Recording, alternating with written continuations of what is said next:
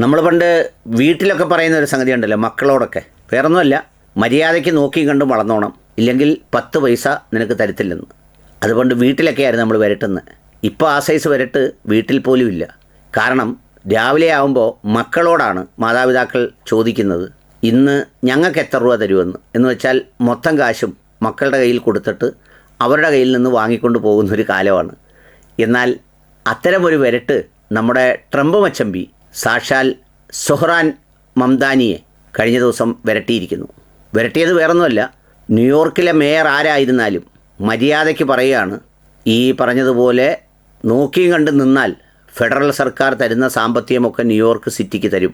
അങ്ങനെ അല്ലെന്നുണ്ടെങ്കിൽ സാമ്പത്തിക സഹായം വെട്ടിക്കളയുമെന്ന് മാത്രമല്ല, ഒരു പാഠവും പഠിപ്പിച്ചു കളയും എന്നാണ് അദ്ദേഹം പറയുന്നത്.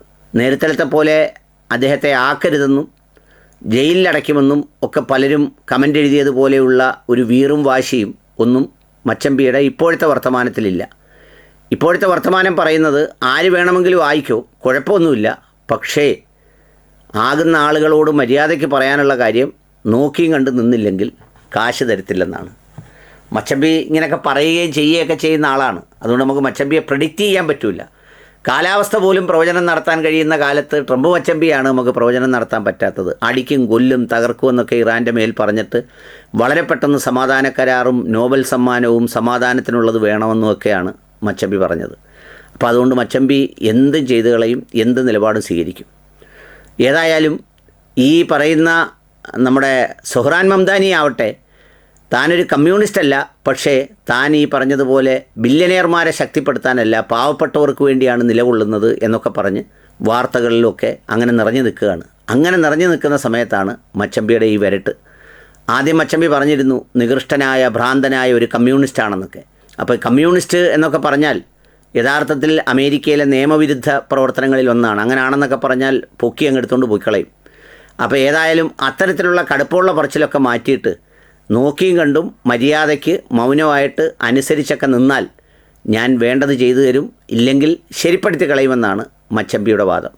ഏതായാലും മച്ചമ്പി എന്താണ് ചെയ്യാൻ പോകുന്നത് ഇനി അതിലെന്നുള്ളത് കാത്തിരിക്കേണ്ടതാണ്. നവംബറിലാണ് തിരഞ്ഞെടുപ്പ്. പിന്നെ സുഹ്റാൻ മംദാനിയുടെ അതിരുവിട്ട വാചകങ്ങൾ തിരിച്ചടിയാകാതിരിക്കാൻ അദ്ദേഹവും ശ്രദ്ധിക്കേണ്ടത് ആവശ്യമാണെന്നാണ് എൻ്റെ ഒരു നിരീക്ഷണം. കാരണം വേറൊന്നുമല്ല, ബില്യനേഴ്സിനെതിരെ മാത്രം സംസാരിച്ചുകൊണ്ടിരിക്കുക എന്ന് പറഞ്ഞാൽ അവരാരും കുറ്റകൃത്യം ചെയ്തല്ല അങ്ങനെ ആയത് എന്ന് മാത്രമല്ല, ഒരു ഫസ്റ്റ് ജനറേഷൻ അമേരിക്കയിലെ ബില്യനേഴ്സൊക്കെ യഥാർത്ഥത്തിൽ അങ്ങനെ ആയി തീർന്നത് ഈ പറയുന്ന പോലെ അന്നത്തെ ഒരു ക്ലൈമറ്റും സാഹചര്യങ്ങളും അവരൊരുക്കിയ ഒരു വ്യാവസായിക അന്തരീക്ഷവും ഒക്കെ ഉണ്ടായിരുന്നു എന്നതാണ് സത്യം.